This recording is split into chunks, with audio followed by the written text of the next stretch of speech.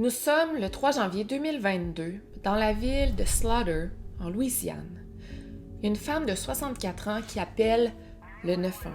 L'opérateur répond et la femme lui dit qu'elle vient de trouver sa fille de 36 ans morte sur le sofa. Aujourd'hui, je m'apprête à vous raconter l'une des affaires les plus troublantes que j'ai lues, que j'ai entendues depuis longtemps. Ça m'a tellement rentré dedans que j'ai dû prendre des pauses durant mes recherches. Préparez-vous bien mentalement là, pour cette vidéo et restez là. Allô Internet! Aujourd'hui, je vous arrive avec une histoire des plus, comme j'ai dit, là, probablement dans les plus troublantes, tristes et dégoûtantes. Et je lisais ça puis j'étais comme, c'est tellement récent, là, c'est en 2022. C'est pas comme si c'était arrivé dans les années 80. Tu sais, les années 80, c'était une autre mentalité, une autre culture, une autre mentalité. On est plus dans un peu, pas de l'individualisme, mais tu sais, tu veux pas te mêler de tes affaires. Mais non, c'est arrivé, Chris, il y a 2 ans. C'est ça le plus troublant, je crois. Je vous recommande, là, pour de vrai, je le dis parfois, là, mais là, je vous conseille vraiment de ne pas manger en regardant cette vidéo. Pas boire. En tout cas, moi, je sais pas, ça m'a vraiment profondément dégoûtée. Ouais, même dans la journée de mes recherches, j'ai pas full mangé, là. En tout cas. Fait que voilà, on va passer au sponsor rapidement, puis on se voit dans pas très longtemps pour la vidéo. Saviez-vous que la mission de NordVPN est d'améliorer l'expérience de chacun sur Internet? Grâce à NordVPN, il ne devrait plus y avoir de menaces en ligne, de censure ni de surveillance. Je fais affaire avec NordVPN depuis déjà un moment et bien sûr, c'est le VPN le plus rapide sur le marché. C'est sûr que personnellement, je m'en sers pour protéger mes informations personnelles, mes données, tout ce qu'il y a d'important. Mais en plus, je trouve ça cool parce que je peux m'en servir quand je suis en voyage pour le travail ou même pour le plaisir.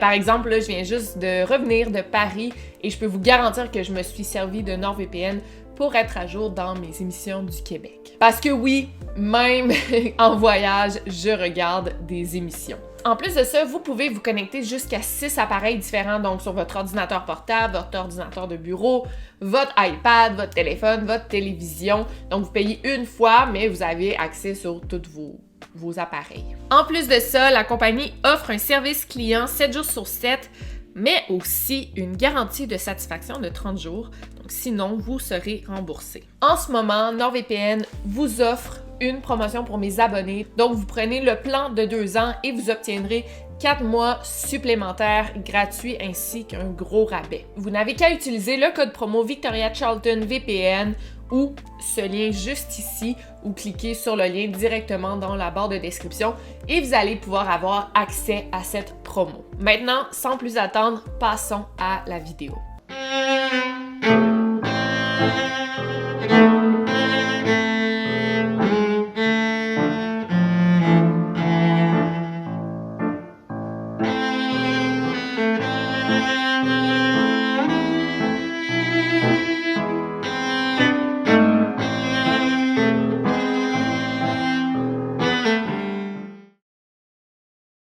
Comme j'ai dit plus tôt, l'affaire prend place dans la ville de Slaughter, en Louisiane, ce qui est quand même ironique quand on connaît l'histoire. En fait, slaughter, en anglais, c'est comme abattage. Dans le fond, le terme, là, abattre.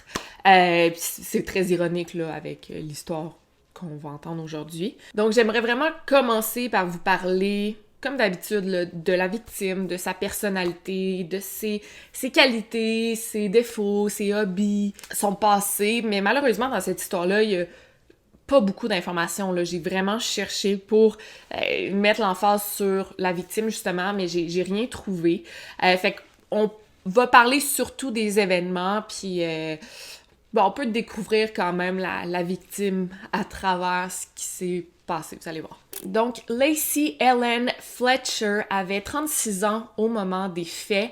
Elle vivait avec ses parents Shayla et Clay Fletcher. Donc, de ce que j'ai lu, Lacey était sur le spectre de l'autisme et plus jeune à l'école, ses parents ils ont décidé de lui faire l'école à la maison car tristement, les autres enfants de son école, ben, ils l'intimidaient puis ils se moquaient d'elle. Donc quand elle s'est fait retirer de l'école, elle avait environ 14-15 ans.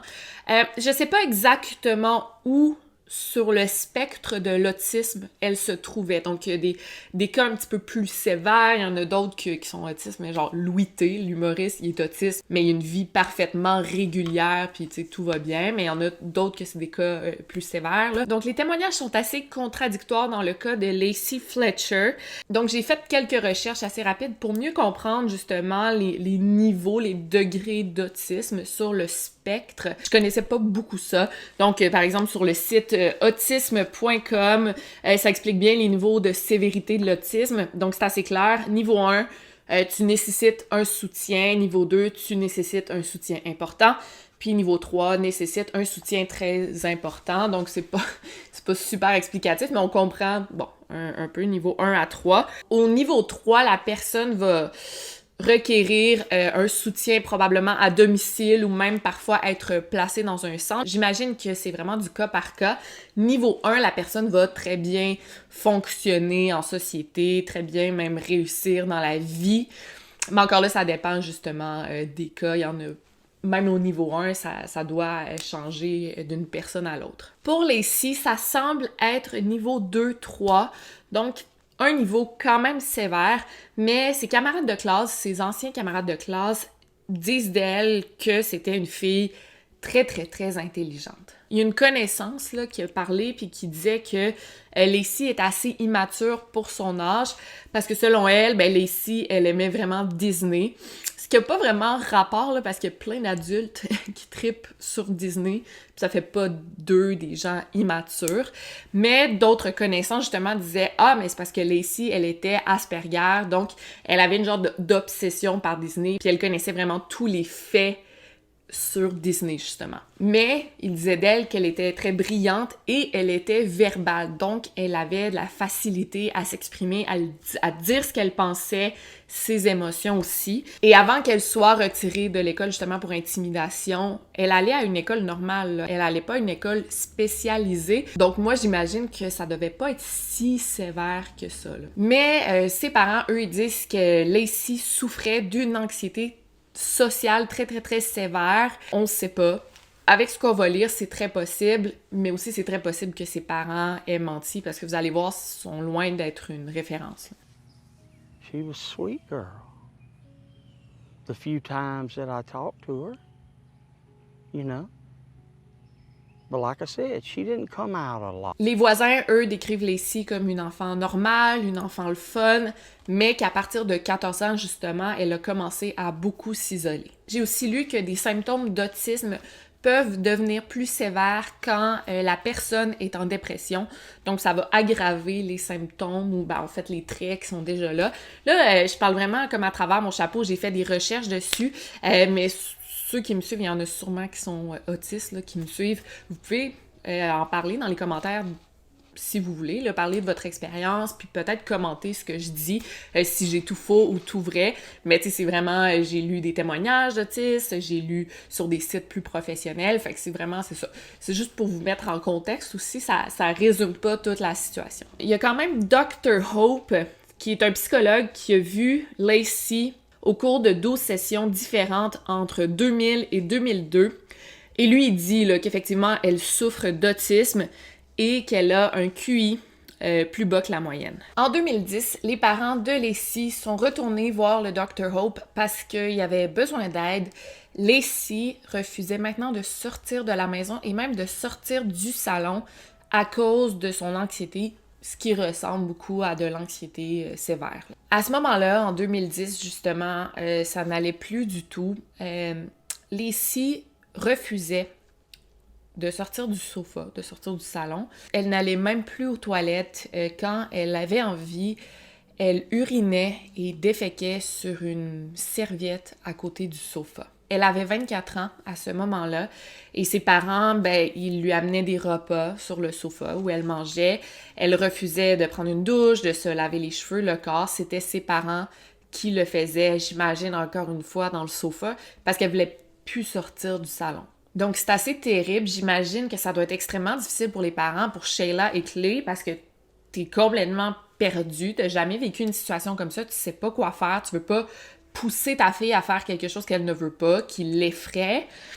Mais en même temps, tu peux pas la laisser sur le sofa, là. Dr. Hope, justement, ben lui, il leur a fortement conseillé d'hospitaliser Lacey. Puis il a même dit là, qu'il les aiderait dans tout le processus d'hospitalisation, de la sortir de là. Puis je pense que ça prend l'accord justement d'un psychologue, d'un psychiatre qualifié pour hospitaliser un patient là, contre son gré. Mais après ça, les parents sont jamais retournés voir le Dr. Hope et lui, il a pas essayé à les joindre plus qu'il faut. Avec du recul, aujourd'hui, le docteur doit s'en vouloir terriblement parce que c'était une situation très, très sévère, puis il a pas... Tu sais, oui, durant la rencontre, il a donné des conseils aux parents, il leur a offert son aide, mais après ça, quand il n'y a pas eu de nouvelles à nouveau, il a pas cherché à les joindre davantage. Là. Mais c'est assez fou de voir le switch là, très, très sévère, très brutal qui s'est passé quand elle avait 14 ans, là,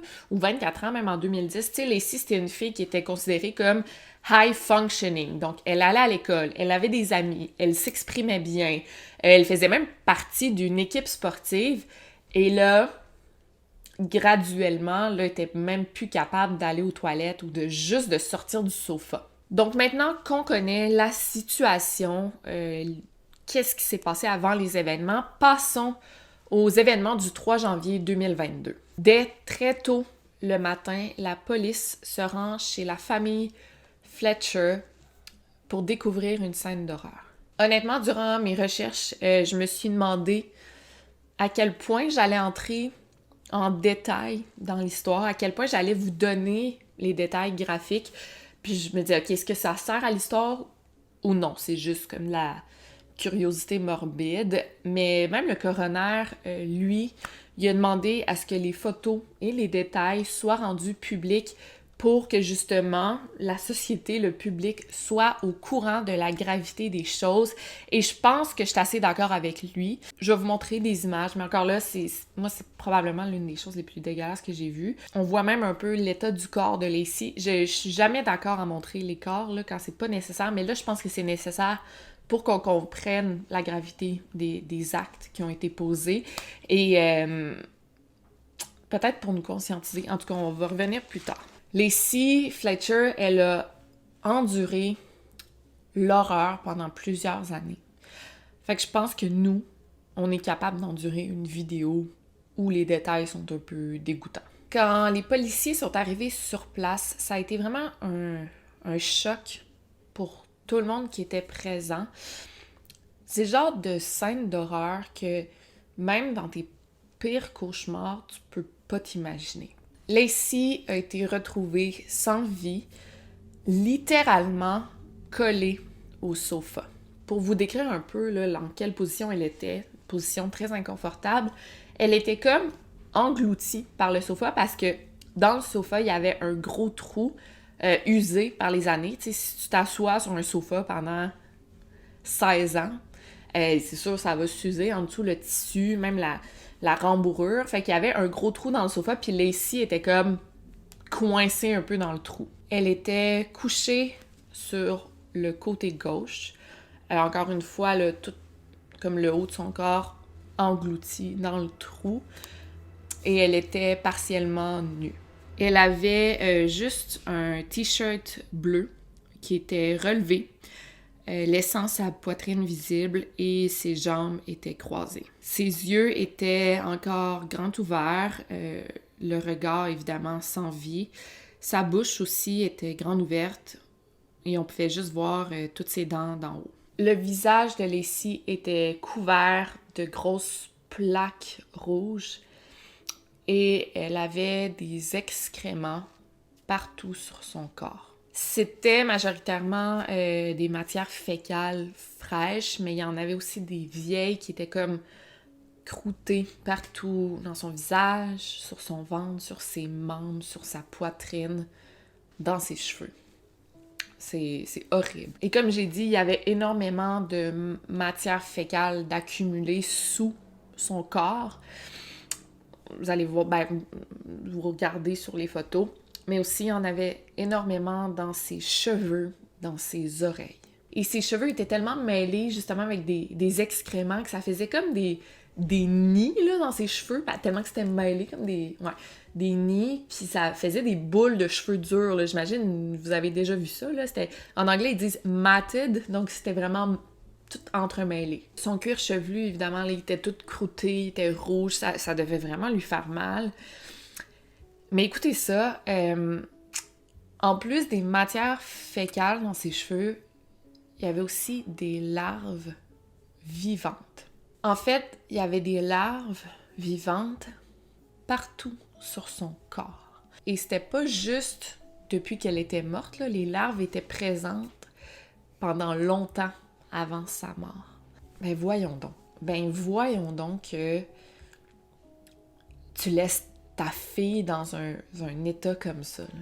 Donc, elle avait des larves dans les blessures et les plaies sur son corps, mais aussi dans ses parties génitales, là. Puis il y avait même quelques œufs de larves dans ses yeux, dans ses oreilles et dans son nez. Les ongles de ses doigts et de ses orteils étaient super longs, sales. En fait, il y avait des matières fécales en dessous. Et le pire dans tout ça, c'est qu'elle devait être terriblement souffrante parce que son corps au complet comportait des ulcères de pression, donc des escarres, plus communément appelées évidemment des plaies de lit, ce qui apparemment là, est terriblement souffrant. Mais elle en avait partout. Elle souffrait aussi d'infections aux os à cause des fibres, là, des tissus du sofa.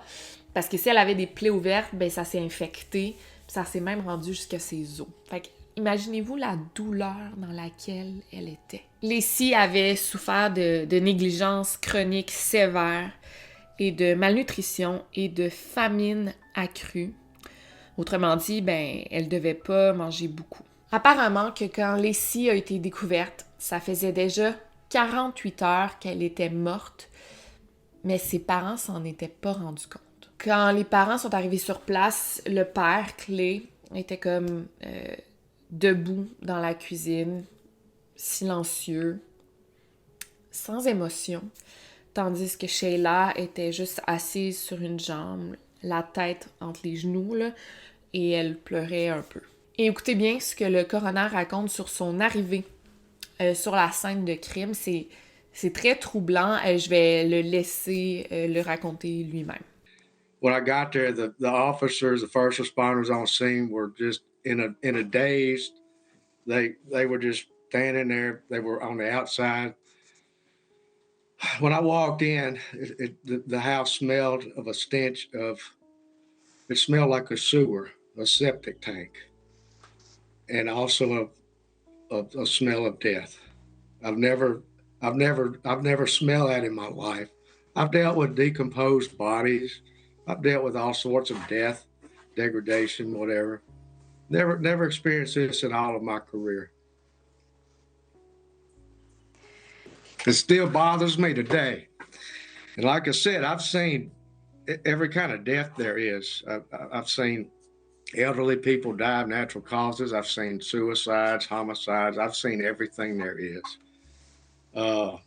I've never seen a homicide like this. I have never seen an individual, a human being, literally tortured and allowed to die while she is alive.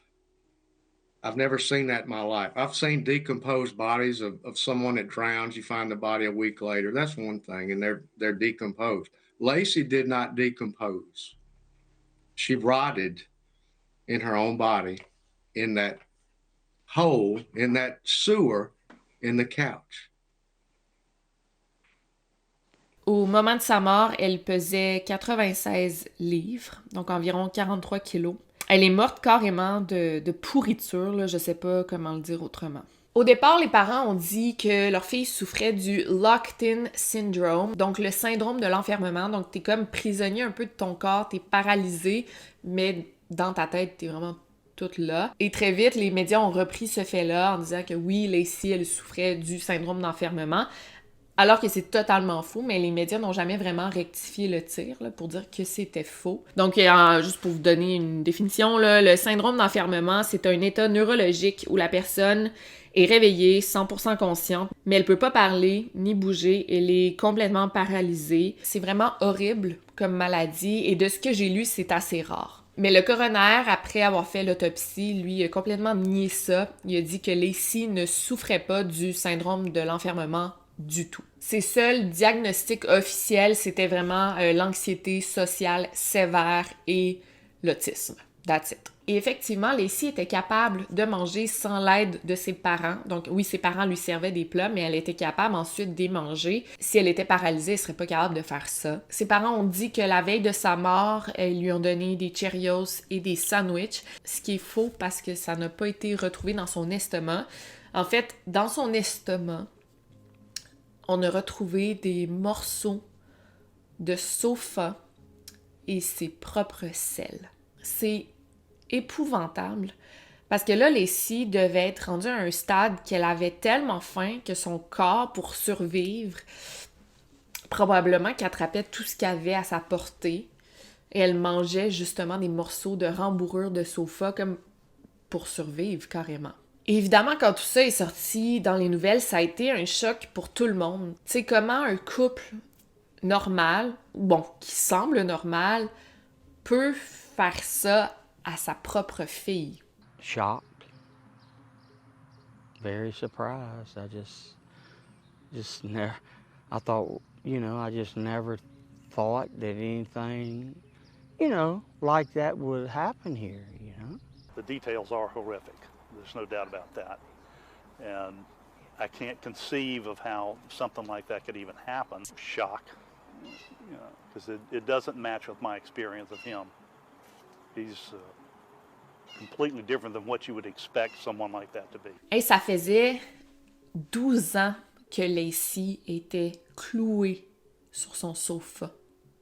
Clouée, pas littéralement, mais qui était collée sur son sofa, qu'elle n'avait pas bougé de là. Les collègues du père, quand ils ont appris ça, ils savaient même pas que Clay avait un enfant. He mentioned that she passed away in January, and that was all I know of that. Quand les collègues du père ont appris ça, ils en revenaient pas. Ils trouvaient pas que justement Clay avait l'air d'un gars qui pouvait faire vivre ça à sa fille. Et il y a plusieurs amis du couple, de Sheila et Clay, qui savaient même pas qu'il y avait un enfant. Puis tu sais, ce qui est le plus frustrant dans ça, là, c'est que ça restait un couple quand même qui semblait gentil. Ils aidaient beaucoup leurs proches, leur rendaient service. Évidemment, ils allaient à l'église à chaque dimanche, ce qui est complètement ironique. Ils étaient décrits même comme étant des piliers de leur communauté. Genre, regardez cette photo de Noël, là. On voit le couple devant un sapin de Noël pendant que leur fille est littéralement couchée dans sa marde sur le sofa à côté. Puis on voit même le sofa là, sur la photo de Noël. Puis là, je me demandais c'est qui a pris la photo, mais sûrement qu'ils ont mis comme un timer. Parce que si quelqu'un d'autre a pris la photo, ça implique que quelqu'un d'autre est rentré dans la maison puis a vu l'état de Lacey. Mais je pense qu'ils l'ont peut-être juste accoté la caméra sur quelque chose puis ont pris la photo. Mais tu sais, c'est assez fou là, de prendre une photo genre... On est une belle famille, tout va bien, tandis que leur fille est genre paralysée à côté. Quand Lacey est morte, Sheila a même écrit sur Facebook « Maman et papa t'aimons tellement ». C'est-tu assez fou, la performance, tu sais. Mais le pire, là, moi, qui m'a complètement choquée, c'est quand j'ai lu que Sheila était une assistante du procureur, mais aussi qu'elle avait déjà travaillé comme policière dans la ville voisine, la ville de Baker. Fait que c'est une ancienne policière puis une assistante procureur. Premièrement, c'est une femme intelligente là, qui a de l'éducation. Mais deuxièmement, elle connaît les règles. Puis être policier, c'est une vocation. C'est supposé en être une, du moins. Tu veux aider les gens, tu veux faire du bien autour de toi. C'est vraiment rarement ça, mais il y en a des bons policiers, là. Mais moi, je me demande vraiment comment ils ont supporté l'odeur toutes ces années. Ça devait... J'ose même pas m'imaginer c'était comment. Apparemment que leur maison était super propre. Là. Quand les policiers sont allés, c'était extrêmement propre. Et même eux, le couple, apparemment, qui avait une très bonne hygiène. L'odeur était tellement infecte que après ça, les policiers, là, pendant le reste de la semaine, peut-être même plus, ils étaient pas capables de manger. incapables, il n'y a rien qui rentrait parce que l'odeur les avait... Tu sais, quand tu sens une mauvaise odeur, là, puis une odeur aussi troublante là, qui vient avec un contexte, j'ai l'impression que ça te reste vraiment dans le nez. Tu sais, tu le sens là, même plusieurs jours après. Fait qu'imaginez vivre ça, voir toute la scène d'horreur. Tu dois, là, en tout cas, être traumatisé. Moi, j'imagine que les parents devaient s'être habitués à cette odeur-là. Mais même les voisins, je me demande, tu sais, quand il y a, par exemple, là, un corps en décomposition dans une maison, dans un appartement, si ça fait longtemps, les voisins vont se mettre à le sentir. Là, on parle d'un corps en décomposition qui était encore vivant, mais il se décomposait, des plaies ouvertes, de l'urine, des matières fécales, pas nettoyées pendant plusieurs années. Arc.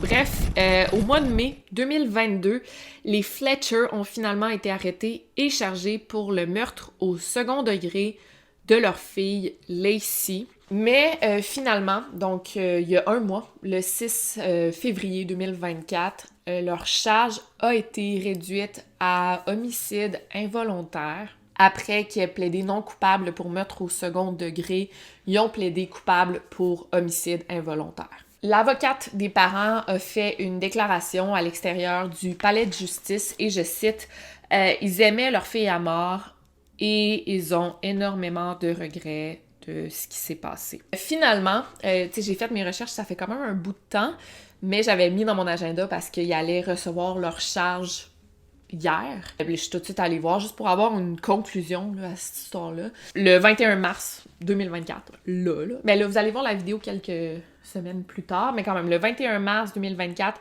Sheila et Clay Fletcher ont chacun reçu une sentence de 40 ans de prison, mais il y a 20 ans qui ont été suspendus, donc ça donne 20 ans de prison chacun. Et c'est fou cette histoire-là parce que, tu sais, quand ils ont été envoyés en prison, il y avait une caution à payer là, d'après moi, $1 million, quelque chose comme ça. Puis les parents l'ont payé pour pas rester en prison. Puis je trouve ça complètement fou. C'est ironique ça parce que eux ils étaient pas capables de supporter la prison. Ils ont préféré payer plusieurs milliers de dollars alors que leur fille était carrément prisonnière d'elle-même, puis ils ont supporté ça pendant plusieurs années. Mais aussi, s'ils ont été capables de payer autant d'argent pour leur caution, c'était clairement un couple qui en avait de l'argent. Pourquoi ils n'ont pas placé leur fille dans un centre spécialisé? Pourquoi aussi ils n'ont pas engagé une infirmière à domicile? T'sais? Pourquoi ils n'ont pas payé les meilleurs services pour améliorer la situation de leur fille? Il n'y a rien à comprendre. Puis je sais pas comment, en tant que parent, ou même en tant qu'humain, tu te rends là, à supporter la douleur puis la misère humaine à ce point-là. J'imagine que tu dois atteindre un niveau que t'es vraiment dans le déni puis complètement déconnecté de la réalité. Puis ça doit pas, même pas être des mauvaises personnes à la base. Puis là, je sais que je vais peut-être me faire lancer des roches pour dire ça, mais à la base, ces gens-là, je pense même pas qu'ils aimaient pas leur fille, puis je pense pas que c'est des mauvaises personnes, puis c'est pas des personnes dangereuses, mais ils ont atteint un niveau qui est difficile à comprendre, là. Ce qu'ils ont fait, c'est un geste dégueulasse. C'est dégueulasse, il y a pas d'autre mot. Mais à la base, je pense pas qu'ils rêvaient de faire ça. T'sais, je pense pas qu'ils s'attendaient à ce que leur fille meure dans une situation comme ça. Mais ils doivent avoir une genre de part de... Je sais pas si je m'en foutisme ou je sais pas. Si vous avez des étudiants en psycho, des psychologues, peut-être vous pouvez m'expliquer dans les commentaires comment un humain se rend là. Mais c'est genre pas une folie à deux, mais tu sais, clairement les deux étaient complices, puis peut-être qu'ils s'encourageaient là-dedans ou ils se dédouanaient de ça, puis ils dédramatisaient la situation. Je sais pas. Mais c'est vraiment une histoire troublante, puis qui amène beaucoup de questions. Voilà pour cette affaire. On va se voir dans 2 semaines pour un Victoria en studio aussi assez incroyable. Fait que la semaine prochaine, j'ai off, puis on se voit là, la semaine d'après. Merci d'avoir été là. Gardez l'œil ouvert. C'est important de garder l'œil ouvert. On connaît pas nos voisins, puis c'est important d'être alerte. Tu sais, si la petite voisine de 14 ans disparaît du jour au lendemain, t'as vois plus. Peut-être qu'on peut se poser des questions. Peut-être appeler la DPJ ou la police même pour faire un genre de welfare check. Là. C'est ça. Gardez l'œil ouvert. C'est la meilleure parole que je peux vous dire. Puis j'espère que vous êtes un peu conscientisés à cette histoire-là, à cette situation-là. Puis voilà. Over and out.